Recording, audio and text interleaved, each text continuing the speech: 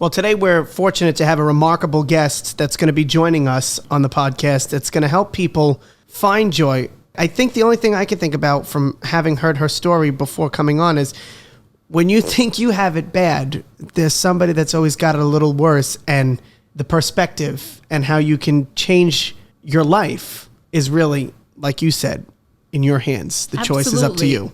Absolutely. And what has happened to Rosie Mankes, and I want to thank her for coming on to this episode with us, is the fact that in life, you're in a boxing ring, and for example, to be metaphorical, and life punches you, life jabs at you, and sometimes it just knocks you down.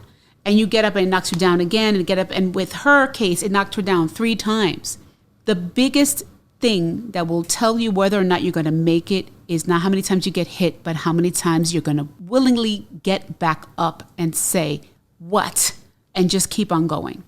So I'm very, very pleased and excited to welcome author of Find Your Joy and Run With It, Rosie Mankes. Hi, Rosie. Oh my gosh, we're finally talking. Hello, Judy. Thanks for having me on your show. How are you handling this pandemic? It's challenging as it is for all of us, but we're making do. We want to make it to the end game of getting the vaccine, especially since I've had both breast and lung cancer. I'm really trying to be very, very careful because of my pre-existing conditions. And we're excited to hopefully all of us get our lives back sometime this year. Well, I hope so too. And if not, then we're going to have a new normal, right? We're going to have to get used to that as well. But I want to talk about your book, Find Your Joy and Run With It. So give people an idea of what your story is about so people can understand that it's not just as simple as you were diagnosed with cancer and you beat it. It's a huge, huge, long process. So tell us about that.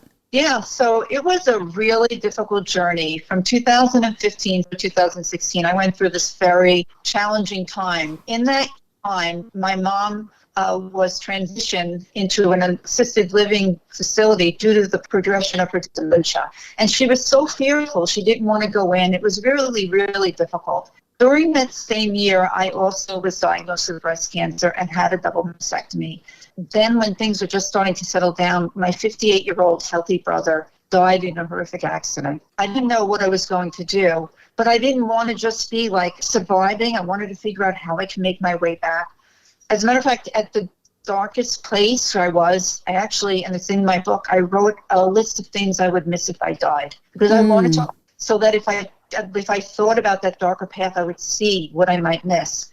And that's what Find Your Joy and Run With It is about. It's about making that transition from being, in the dark and darkness and despair to finding wellness and wholeness and joyfulness in your life.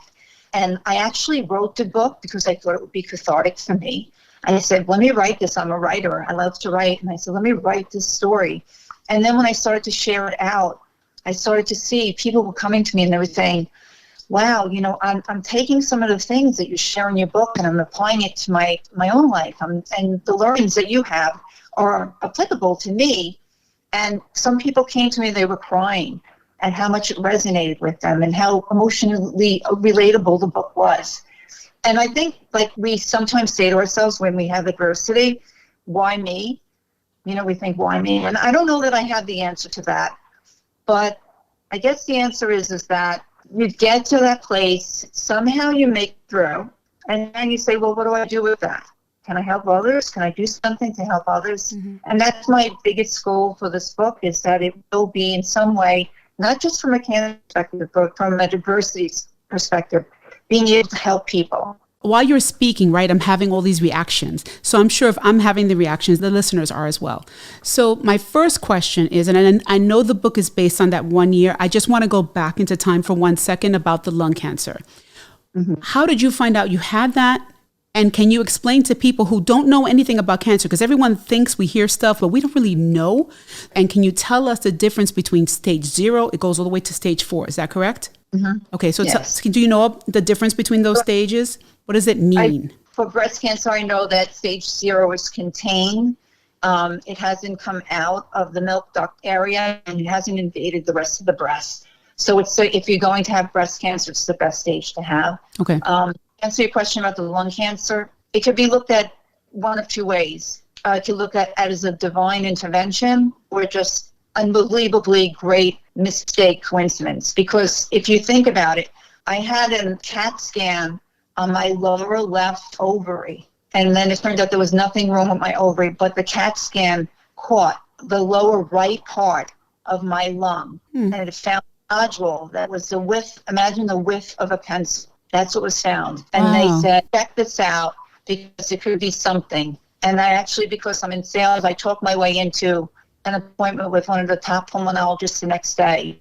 And they did a biopsy, and it was determined that it was an early stage cancer. But I later asked the doctor, what would have happened if we hadn't found that?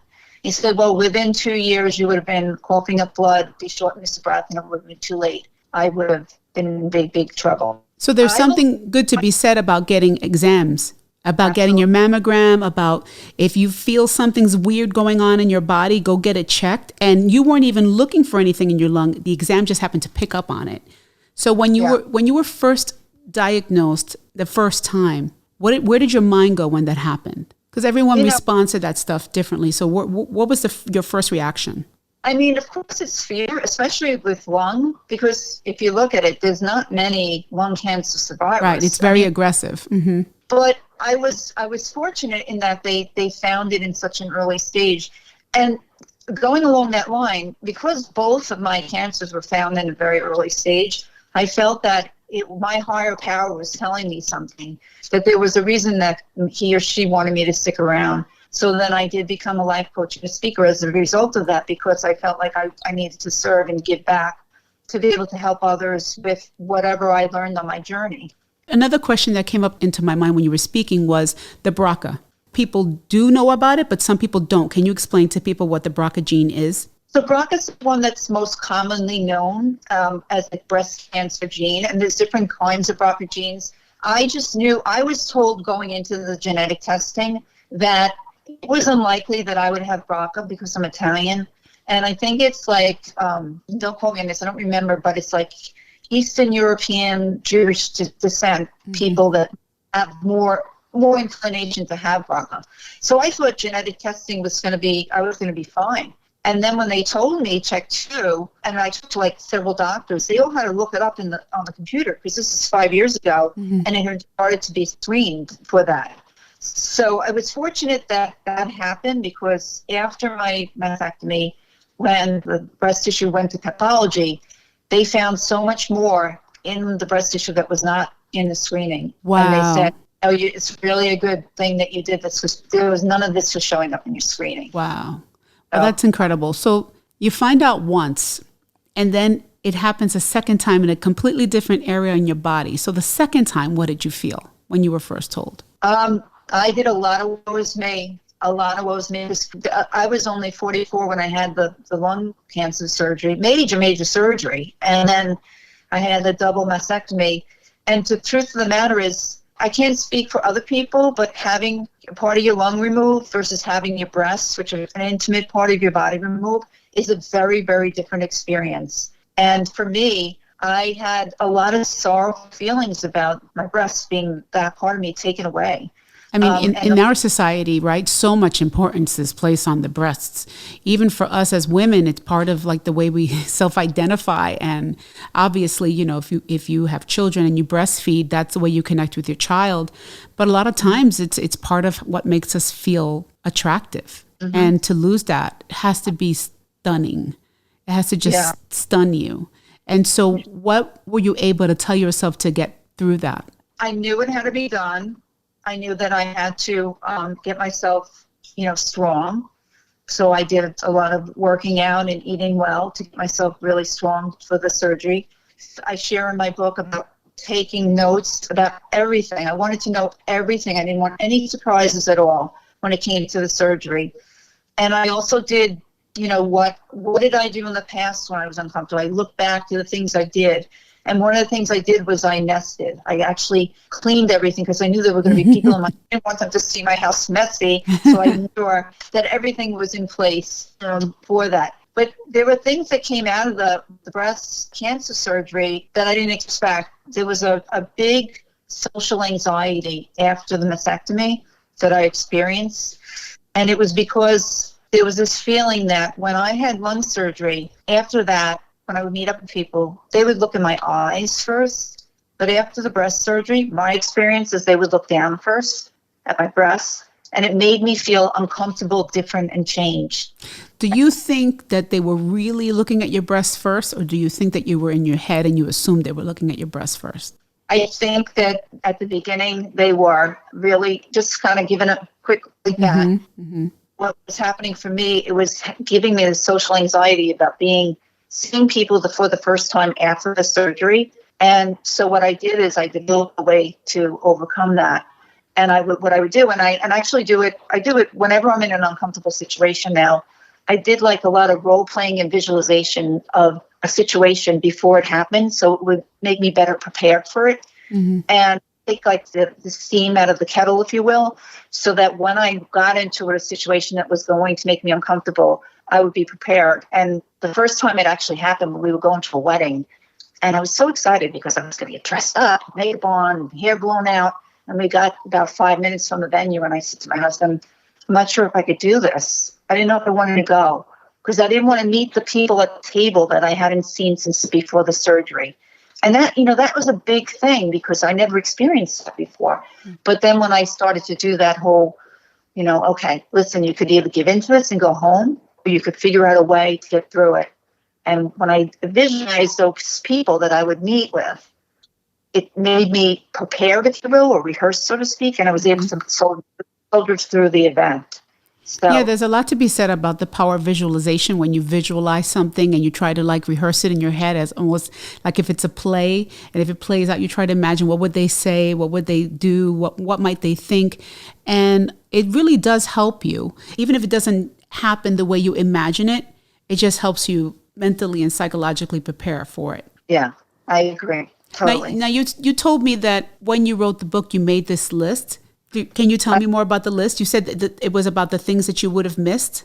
I did. What are some of the things that you wrote? So I wrote a list of things I would miss if I died. And the first one was the look of love on my son's faces. Because I have two, they'll be soon to be 29 and 27. And what happened was, it's not the look when I give them something, like buy them a present or do something nice. It's that once in a while look that you get when you really see how much they care about you, but they don't show. They might not seem cool. And that was the first one on my list. But then it was also just friendships, not the superficial ones where we say, hey, let's make plans and nothing ever happens. But those real good, solid friendships where you make bucket lists together and you cheer each other on when you're doing something, or you cry with them when they're sad, and you're just there for each other. And things like, I call my babies, my two puppies. They're not puppies anymore, but just the unconditional love of them being with me through my hard time when I was crying about this whole difficult journey, always being by my side on the couch, snuggled next to me. And, then it was also just, I've been married to my husband for 33 years, but one of the things I put in there was great sex. And I said, it's not the once or twice a week that you feel obligated, but that time where it's just that one time, the time when you have those special times where you're totally connected to your partner and you just forget about the things that minutes ago seemed important. And at that point, it's just about the two of you. I think that what I'm hearing from you as I'm listening is that the thing that matters the most is the support that you have. Do you find that that's been one of the biggest things that's gotten you through everything? Yes, I have and people that have read my book have said that too. They're like, wow, you have good people, Say about my husband, wow, you better not get rid of that one. He's a good one. And my friends and my family. I really have my kids. I have a good support system. I was in a bad spot. I really was. I'm not going to lie to you. I was when that year happened, and especially when my brother Carl died, people said, I don't know how she's coming back from this one. It's been too much in 1 year. Sure. But I just really did a lot of deep perspective thinking and soul searching and came up with what I thought were the best ways to get myself from that despair to emotional wellness, but not just that, but just joy in everyday life. Tell me if you agree. I think it comes down to a decision that one day in your despair, something inside you says, I have to choose. Am I going to keep feeling like this, or am I going to do something about it? I agree. And I think that pivotal time when I came down in the middle of the night and I wrote that list of 13 things I would miss if I died, that was a turning point. I'm like, wow, bro, you know what? You have things. It turned from a thing of, it sounds like a negative, the list of things I would miss that I died, but it turned out to be a bunch of positives. Actually, I think it is an incredibly positive list. You wrote everything basically that you love on this life, that you appreciate, that you're grateful for, because you could have made a list about why you should go. Mm-hmm. I lost my brother, my mom, all these different things that I'm going through. You know what I mean? It's like, but you just decided to do that. So on your book, Find Your Joy and Run With It. I love the cover. I love the picture. Is that you on the cover?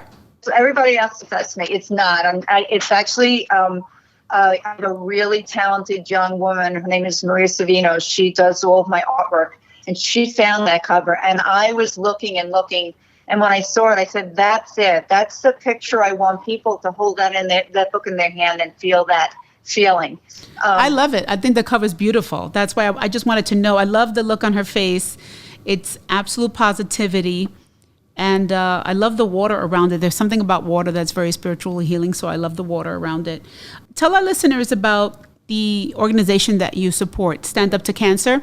Yeah, so as a 2-time cancer survivor, it was really important to me that I would align my book sales with a nonprofit in the cancer space. And I did a lot of research. Stand Up to Cancer is kind of like what we're doing with the virus now and the actual vaccine, how we're not just doing competitively trying to find out the vaccine. It's collaborative. We need to get this to the market. The same thing is with Stand Up to Cancer. They don't compete. They're working globally with other researchers, scientists, and everything to bring the newest therapies to cancer patients. And the mission is to make every cancer patient a cancer survivor. And when I read that, just that statement, it became, this is what I want to support. So I feel thrilled to share that I'm a proud supporter of Stand Up to Cancer, and that a portion of my book sales goes to them so that they can continue to do the good work that they're doing. Beautiful. Awesome. So Find Your Joy and Run With It is available now on Amazon in print and ebook versions. And of course, you can check out the link, Rosie Mankes, SU2C story. For the listeners out there who may know someone affected by cancer now, or someone who has cancer now, what's the number one thing you want to say to them to help them? I think that the most important thing is, as always I've said, and I've said it on social media too, is careful screening, but also to just be kind to yourself, self-care during the whole process, and not to give up, and to rely on those people around you that want to help you and support you, because you can't do it alone. You need the help. You definitely need the help. Absolutely. Rosie Mankes, thank you so much for being on our podcast. I wish you all the best, girl. And again, Find Your Joy and Run With It is available now on Amazon. People, portions of that goes to Stand Up to Cancer. You want to help out. You want to help get a cure, a vaccine, anything to help everyone get through this. Please, by all means, go check it out. Thank you so much, Rosie. I appreciate you being on the show. So good to see you. Thanks for having me. Good to see you too. Find Your Joy and Run With It is available on Amazon.com, and proceeds from that, of course, will go to Stand Up for Cancer. Let me tell you something. That's a great organization. I've done some work with that. And you and her together, 2 life coaches. That was a force to be reckoned with as well. Well, thank you, Vinny.